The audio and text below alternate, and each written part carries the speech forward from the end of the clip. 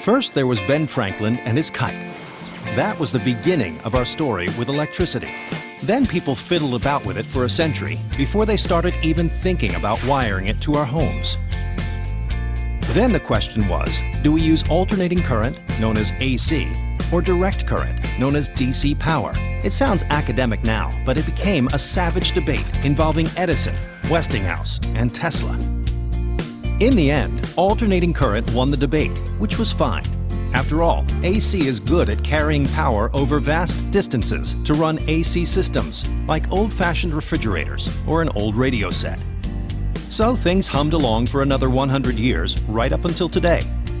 So you ask, now what's the problem? Well, like a lot of things that are 100 years old, the entire system has become terribly inefficient. These inefficiencies started to creep in around 50 years ago, when semiconductors were showing up in things.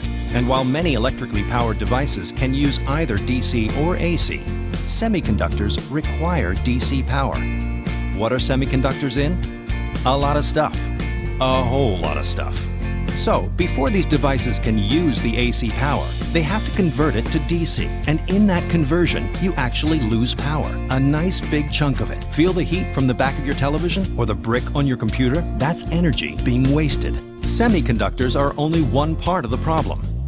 The other part of the problem involves the growing interest of converting power closer to home, with things like solar roof panels or plug-in hybrids connected to your house.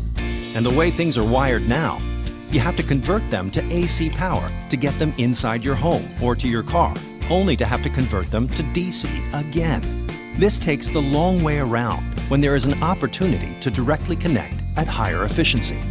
Confused? So is the grid. But all it really means is that you are losing double-digit percentages of power all over the place. So it sounds like DC power is the more efficient way to go.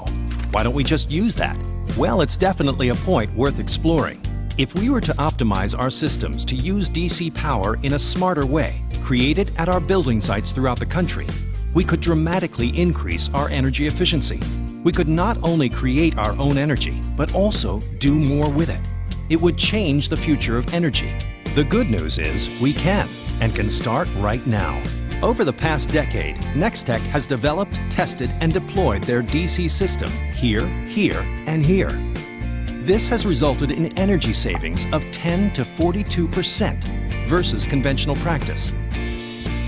If we were to deploy this same method of energy creation and consumption across the entire United States, the saving would be enough to power the state of California. If this shift to smaller DC power systems, known as microgrids, starts to happen, it will have a dramatic effect on energy conservation today and in the way we create and consume energy over the next 100 years. And when you think about it this way, it seems less like a drastic change and more simply like the logical next step in the evolution of electrical power.